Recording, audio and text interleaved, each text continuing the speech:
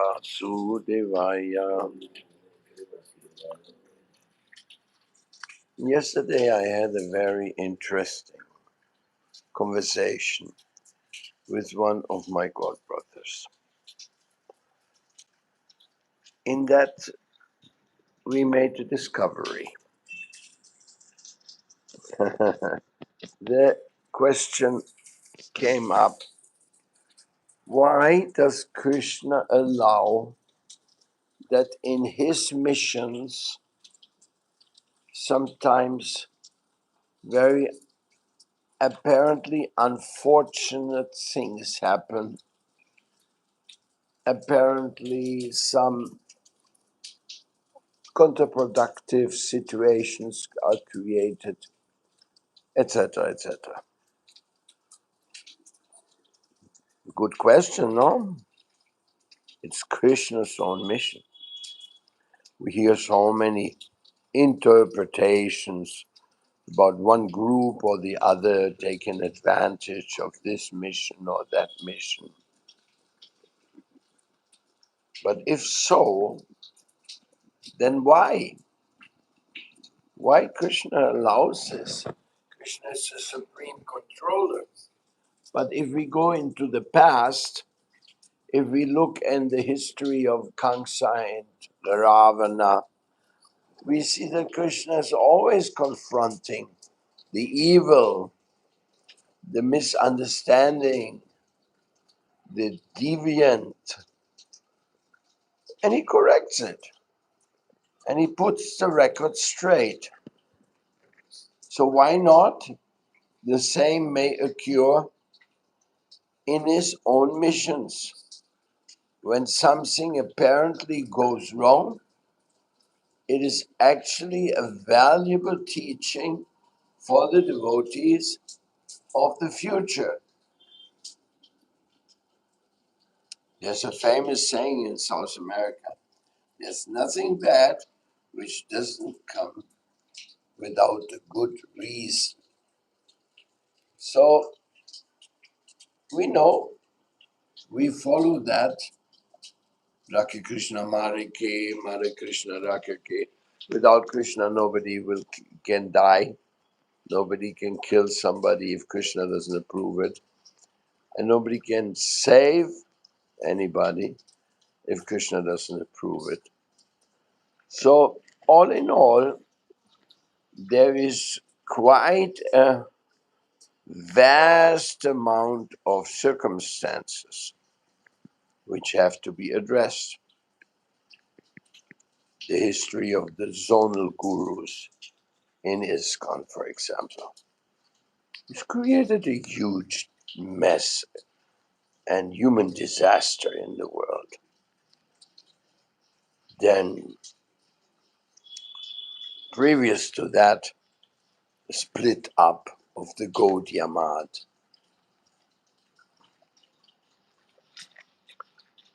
Then the devious groups who are not following the true essence of bhakti, but get contaminated by some idea which is not according to the concepts of pure bhakti. So, and it goes all the way into the individual as well as into the institutional failures. Just like we know laziness is not appreciated by Krishna. Lies are not accepted by Krishna. Brahmana is not supposed to lie. Stealing, that is not acceptable.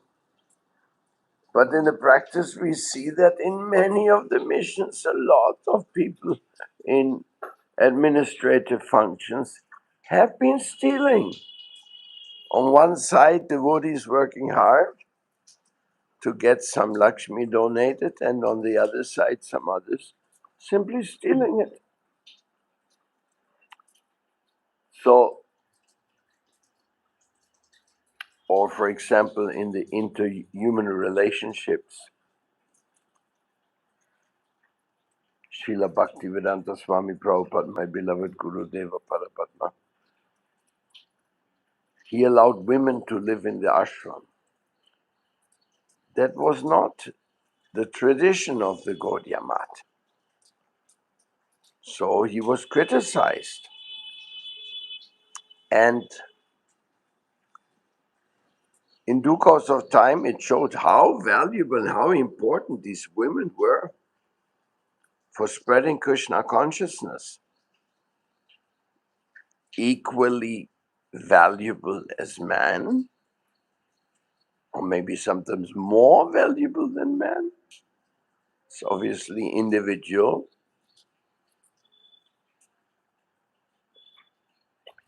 But then ashrams, young man, young woman associating,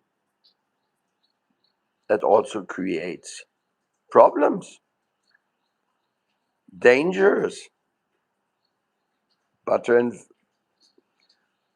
and fire, example of the scriptures.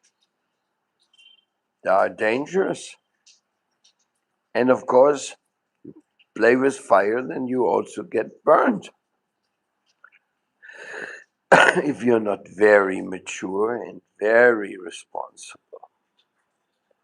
So, what we are addressing in this series of evaluation is when and where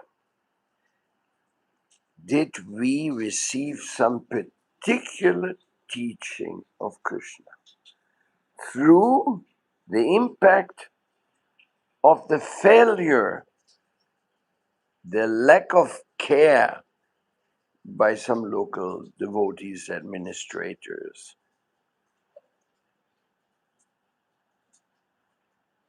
Today we have new ideas who came up after the frustrations in ISKCON with the zonal acharyas. There was a development of something called Prabhupadanugas. That's a beautiful name, because we are all Prabhupadanugas. We are following Srila Prabhupada. At least we should try. So the movement of Prabhupadanugas became very strong. What did they propose? They proposed that Srila Prabhupada was the only real guru, and that all the new gurus that was kind of concocted. They were not qualified, and only Srila Prabhupada had the adhikar to take people back to home, back to Godhead. And therefore they would only follow Prabhupada, glorify Prabhupada, etc. That type of thinking eventually led into the Ritvic philosophy. The idea that you can initiate people on behalf of a guru who is not alive anymore. That became another movement. Then it became a cause for court cases, property disputes, and things like that, which obviously taught us many, many important lessons. Really, this is what I'm reflecting here. That these mistakes are not really, they're not really anything else than Krishna teaching us what to do and what not to do. And the best way to learn it is when you suffer the consequences of the wrong actions. There's wrong actions, and you have to analyze what was wrong, what happened. So therefore, we will analyze here in this series the exact teachings, because the mission of the movement of Lord Chaitanya, it started when Mahaprabhu appeared. That's 500 years ago, and it has gone through quite a few ups and downs, but it's up, a little down, then higher up, then a little down, then higher up, and I guess that's the way it will keep going. Look at ISKCON in India, for example. They have had so many, plenty of mistakes and difficulties, but at the same time, they have gloriously expanded the message of Srila Prabhupada. Even the rhythmic movement is undeniably very successful in letting many people in the world know that Srila Prabhupada was great. And undeniable, they have made the biggest charity organization in the history by a prasadam distribution program to 2.5 million of people daily. But the virtues, the wonderful things which happened in different missions, they are definitely appreciated, but they do not take away that there are mistakes and that we can and should learn from those mistakes. So this serial of evaluation and investigation is humbly reflecting upon those mistakes, trying to learn from them the quickest possible. And I'm going to start with one of the most crucial mistakes, which is initiation. We all who are the disciples of Srila Prabhupada met a pure devotee. We were conquered by his love. We received his bona fide initiation, first initiation, second initiation, even some sannyas. And then all of a sudden, Srila Prabhupada left us. He left us alone in this world to work out how to continue a Krishna conscious movement, being so immature and so little prepared, so little educated about Krishna consciousness, but at the same time with a responsibility of highest domestic impact. What does that mean, highest domestic impact? It means if you're living somewhere in the world, everywhere, somewhere, where there's no other sadhu, there's no other frequent Vaishnava culture, then if you know something about Krishna consciousness, you're the only one. And whatever you know or don't know, whatever you do or don't do, that will be depending on that, whether people get anyhow exposed to Krishna consciousness there. That will be the decisive factor. That's why I call it the domestic issue. This idea that somebody's going to be in India and is going to directing the spiritual life of somebody in the Malvinas or something like that. Yes, he can send a letter, maybe he can send an email, But if he doesn't know really who are the disciples, who are the devotees, what's the circumstance, what the idiosyncrasies, what's the language, if you don't know these things, your capacity of spiritual guidance to the local people is definitely very limited, not to say impossible. And that's the reality, especially for poor places, poor countries, because very few people like to go to poor places where you don't get any penny donated, where there's only austerity. Uh, that that people go there is very, very rare, or it doesn't happen at all. And we can see that. I mean, a few pioneers of Krishna consciousness actually went to many places. And then again, it's not about going, it's about staying. It's about doing something there.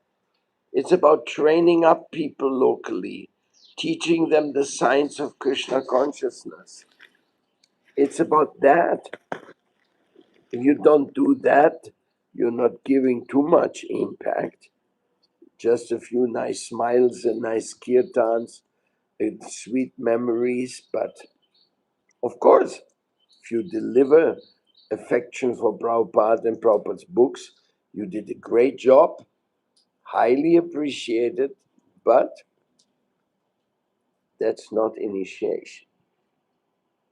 Initiation is, Srila Bhakti Maharaj said it, something very interesting. He said, initiation is a trick of a disciple to get a guru to commit to his existence to guide him further. Do not forget about him. Anybody can give shiksha anyway, beautiful instructions, and then bye bye. I'm gone. I'm going to do bhajan in wherever, and I won't be available for you anymore. No, that's for shiksha or for instruction. But when the disciple says, Gurudev, I want to be your disciple. I want you to guide me. I want you to consider me part of your family. Then it gets tough. Then the guru has to decide, first of all, if he really feels that he can do that. he has to first of all, can I do that? And most likely he's gonna say, he says, no, I can't. Who am I? How can I take somebody back home, back to God? I have not reached there myself, my own limited understanding. Wow. But the person wants to be initiated in the holy name. I was initiated in the holy name by my Gurudev. My Gurudev gave me the Bhagavad Gita. My Gurudev gave me the order to preach. My Gurudev wanted Krishna consciousness to go everywhere. Now this person is approaching me. He wants initiation, and there's nobody else here who could do it, who could take consideration of this individual, guide him, understand him. So that's a big decision. So if you decide positive, yes, I will give you the holy name, I will accept you as my disciple. If that decision is taken, first by the disciple to accept you as a guru, second by you to accept him on behalf of your guru, because you can only do that on behalf of your guru. You don't feel qualified to really take a soul on your own shoulders. So when that happens, that is a true initiation. That is a true transaction where the holy name of Krishna went from a bona fide disciple to another bona fide disciple. And if you're a bona fide disciple, then you can also act as a guru. If you're not, you will not be able to create much impact with what you're doing. Now, What happened in ISKCON? They created an ecclesiastic structure. Not only the zonal guru system of the old days, even the system of appointed gurus by a GBC body, who they say he can initiate and the other one cannot. That is ecclesiastic. This is a church structure. And that is rejected by Krishna consciousness. Srila Prabhupada quotes Jiva Goswami saying one should not take initiation within an ecclesiastical structure where people decide who initiates and who doesn't initiate, who are not qualified themselves to decide that, who have nothing to do with the transaction of guru and disciple. Maybe they're good, willing devotees who want to protect the mission, but they have no jurisdiction into this realm. It's impossible. There's no appointing really spiritual master. You can appoint an administrator or a boss in a spiritual institution for the sake of the institution to run smoothly. That's okay. And even in many Gaudiya Math, we have seen that. But if somebody wants to be initiated by somebody else, there has to be some freedom for that. If there's no freedom for that, then this is a mistake, and it will show, just like it showed so much how many mistakes were there. So here we are coming to a lot of big package of misunderstandings. But as I tell you, these are very good because we can learn from them for the future. For the future, we don't need GBC bodies who control the world.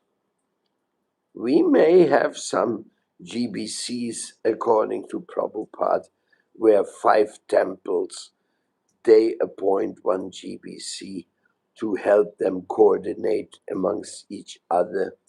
And if they're not happy with him, they can just appoint another one. That was Prabhupada's original design of GBC. Not that GBC is appointed by some people who don't even know the people who are there going to be in charge of. There was one case of one Mahananda. He was temple president in Bhaktivedanta Manor, and the devotees said, "No, you're not a good president. We vote you out." So he came to India and complained to Prabhupada. He said, they told me to go. They voted me out. And Prabhupada asked, well, they didn't want you to be president? Yes, he said, they made a vote and they said they want me out. Prabhupada said, well, if they voted you to go out, that means you should be out from that. He immediately gave recognition to the local devotees, deciding who should lead us, who should help us. That is very delicate. This is very, very incredible. It has to be really protected, that local devotees protect the situation. If people control the situation who are not even locally involved in the feelings of the devotees, that's bound to be a fiasco. Now, back to the point of initiation. No, you cannot take initiation in an ecclesiastical system and expect to be happy there. Because there'll be politics. There'll be unfortunate relationships. Then you'll meet many of the god brothers of that guru, and they may not agree with that guru, and then you get confused. That's why Srila Sridhar Maharaj used to say that every new guru must make a new temple. He has to go out and start a new part of the mission. Not that he sits on top of the heads of his god brothers and now says, well, I'm the guru here now. What do you mean you're the guru here? You're my god brother. You're my friend, my peer. We grew up together. It's not that you are now the guru and I'm your disciple. No, forget it. But because ecclesiastical structures, somebody pointed out very interestingly, he said, when you appoint somebody, you disappoint the others who you do not appoint. Because you say, he can do that service, but all of you, you cannot do it. You're not qualified. So obviously, not appointing means having them feeling disappointed because they're not appointed. That's the root of the word disappointment. You were not appointed. So this appointing thing is a very delicate issue, you can see. So new gurus have to open new temples. They have to have the guts to go out and rent a place or get a new place or dedicate their own house to be a preaching center. Now we have to learn from that. Now, the Ritviks, they counteracted that even more ecclesiastically. They said, no, there's no guru except Prabhupada. So we have a system. We put names at the lotus feet of Prabhupada's murti, and then somebody is just like in a lottery. He's just going to grab there and catch one of the names and say, okay, your name is so and so Das. And then that person is supposed to believe that he now became a disciple of Srila Prabhupada. But wait a second, the guru is not only giving a name, he's giving service. He's looking at you, he knows you, he understands the need of the day, of the locality. So if you don't get that connection with the guru, just you got a piece of paper with the name put on it, that is so ecclesiastic, and therefore it is wrong. It is a total mistake. But this is what we are living with our mistakes. And we can learn from those mistakes. Because if the people who made the mistakes, they're sincere, and Krishna will guide them and show them how they can get to a real, like, take the case of Madhu Pandit and his followers. I've been there, I've visited them. They're amazing in administration, and Krishna given so much mercy to them, and they obey. They obey their leaders like the Shiksha Guru. And there's no difference between Shiksha and Diksha Guru according to Prabhupada. So they may say we are not Guru, and this is just bogus, because if you're Shiksha Guru, you're also Diksha Guru. It is just don't make difference between Shiksha and Diksha Guru. That's what it is. That's another point we can analyze further on. But the fact is that whoever is a real Diksha Guru, he can also be a Shiksha Guru. Whoever is a real Shiksha Guru, he can also be a Diksha Guru. So that is a different consideration. So ISKCON as ecclesiastical initiations, they have no solid validity.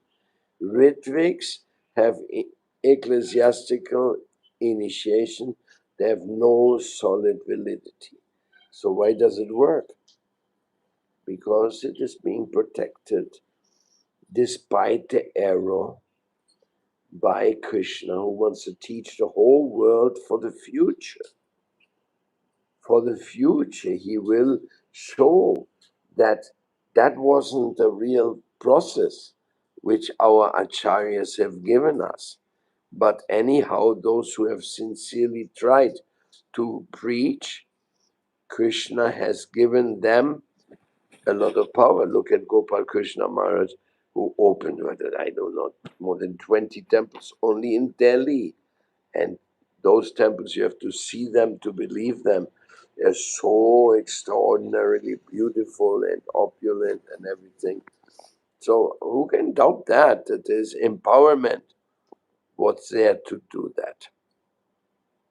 I met Gopal Krishna Maharaj short before he left the world to apologize to him because I had not respected his participation in the guru issues of ISKCON. But when I saw finally how he was empowered, I could only say, no, I don't want to offend somebody who has this type of power. I rather get his blessings. So I got his blessings. So, but the thing is, we have to learn.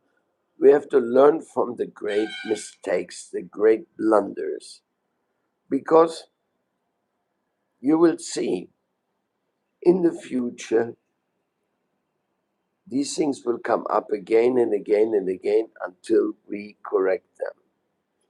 The normal relationship between the guru and the disciple is to serve him, surrender to him, overcome your ego, surrender so deeply to his philosophy that finally you become a true representative of that philosophy and you are able to continue to give to others what he has given to you.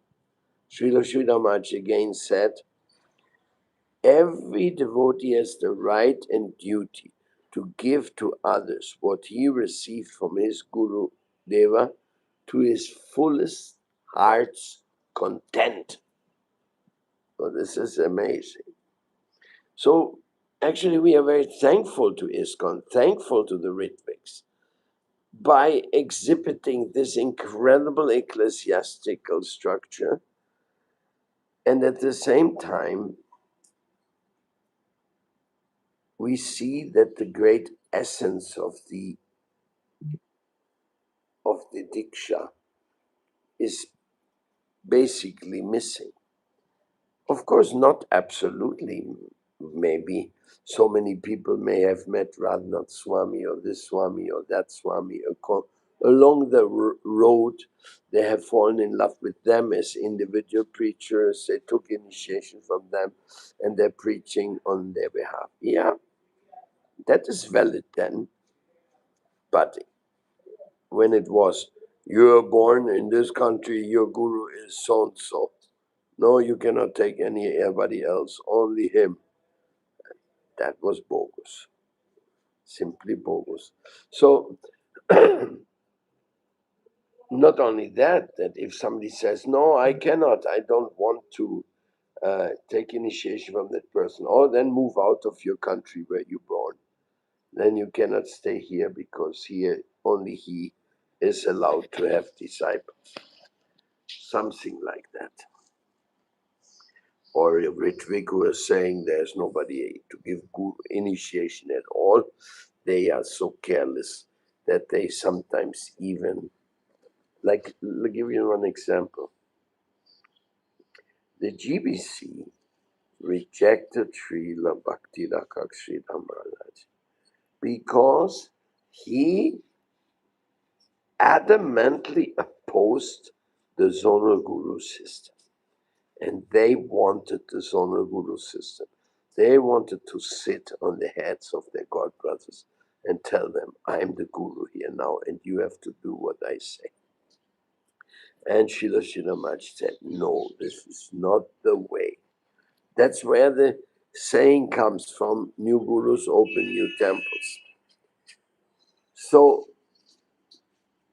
they rejected him, even though he was personally picked by Prabhupada to be the Shiksha Guru for the period of how to continue the mission after Srila Prabhupada. Hand-picked and confirmed in many occasions. Srila Narayan Maharaj was also a great friend of Prabhupada, had also great relationship, and I'm sure Prabhupada also asked him to look after his disciples in several occasions, no doubt. But to us, Prabhupada said, for understanding how the mission should continue, you should go to Srila Sridhar Maharaj. So that's history. That's not my speculation. No, obviously. Prabhupada wanted his disciples to be guided by those who are favorable to what he was doing. So those Prabhupadanugas who said only Prabhupada is the Guru, and many of them who became Ritvik later, they committed the biggest blunder by rejecting the GBC but keeping the attitude from the GBC against the Gaudiya Math, specifically against Srila Sridhar Maharaj. The GBC was so heavy to say anybody crosses over this river and goes to the other side is not allowed to come back to ISKCON. Doesn't matter if he has done 15 years of service in this mission. He just went to the bad impersonal influence or whatever sahajiya, whatever they could say. They kind of disowned the devotees from their life of service. That's, I repeat, these are big mistakes to learn from. This is mercy. All this is mercy because all the people are involved are devotees of some degree. So those who rejected Srila Sridhar Maharaj and the Gaudiya Math from the Prabhupada Nugas and from the Ritviks, they simply copied the same mistake of those who they rejected. Pretty stupid, no? At least they should have reevaluated where that the GBC went wrong. Because that was the mistake. If they would have accepted Srila Sridhar Maharaj, there would never have been a zonal guru system. It would have been totally different. So, this is a positive note. I am saying things which may not be very pleasant to hear. Especially GBC would say, oh, this guy again, now he's criticizing us. I'm not criticizing you. I'm trying to learn from your mistakes for me and for the future generations, for your own well being and in profound understanding of our Krishna conscious philosophy. And I think for that it is. Some people say that ISKCON was hijacked by a bunch of Jewish businessmen who came in, took over the top positions of ISKCON, threw out and pushed out anybody who was not from Jewish background, and and created a kind of a mafia. You know, I was born in Germany, so to say anything against Jews, that is faux pas because of the history of Germans with the Jews. If you say something against Jews, you are a Nazi, you are a horrible, like that. So when I heard those accusations, I simply ignored them, even though my own spiritual mentors, Jayapataka Maharaj, Hridayananda Maharaj, Panchadavida Maharaj, they were all from Jewish background, and they all behaved very strange, not very transparent as far as the movement was concerned, as far as Srila Sridhar Maharaj was concerned, and as far as myself was concerned.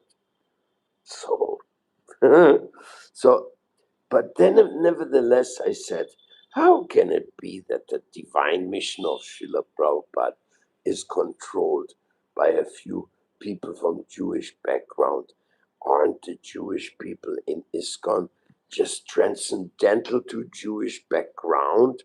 Have they not transcended that and they became now Gora Bhaktas, and therefore it's even offensive to look upon a devotee according to his birth? But the bitterness which has been created by the GBC decisions has created a very large group of people became anti-Semitic,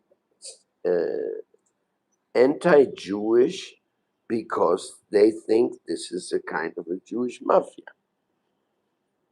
And in the matter of fact, if you see, for example, a Jewish guru fell down and the GBC arranged another Jewish leader to come in and take over there, whereas their local leaders were totally neglected. I can give you plenty of examples like that. Take Switzerland, take Germany. So many circumstances where that took place. The PBT, how it was managed, the book changing, how it was managed. They were all some of this influence. And that is very suspicious. Why? Especially some of these devotees I know personally and I love them. So it was very strange. Krishna, what are you teaching us? What are you teaching us here? But one thing is for sure,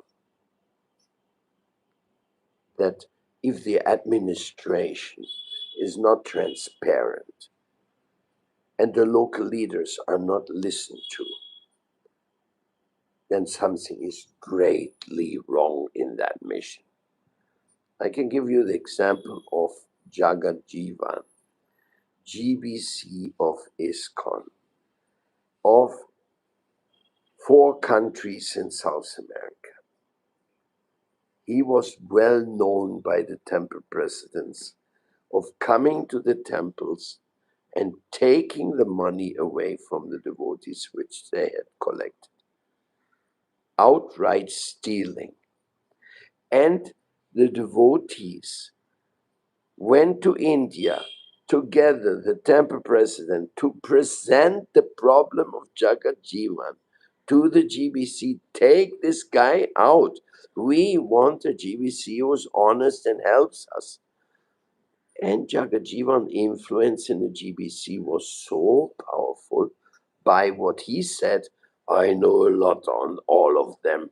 They will not vote against me. His personal statement. So he could never be taken out, and he kept thievery. The temples and the devotees in South America never had a GBC who represented them. Until he finally left by himself, got married, and with the money he took off. And later, they made him GBC again. I cannot believe that. After he left to Paraguay with all the money which he took, then they made him a GBC. So there are behaviors patterns which really suspicious, highly suspicious, but they're never investigated. Nobody ever investigates that. Nobody comes. So therefore, some devotees really feel it is a Jewish conspiracy which kind of took advantage of Prabhupada's movement for their personal enrichment. Now, I hope it's not the reality. I hope they're wrong. But whatever is true, anybody who is enriching himself at the cost of the other devotees or at the cost of Prabhupada, He's definitely very, very, very wrong, and he will be chastised.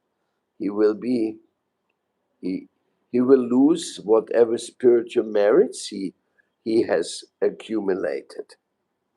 So these are things which we really have to look at for learning. And Prabhupada said it. Every GBC should not represent more than 5 temples, and he has to be voted into his post by the temple presidents of the 5 temples. And if he's not performing, they change him. They don't have to ask an international group to change him. They change the GBC. It's obvious. That's democracy. Democracy is it's from down to up, no? Not the up decides who is going to lead the down without any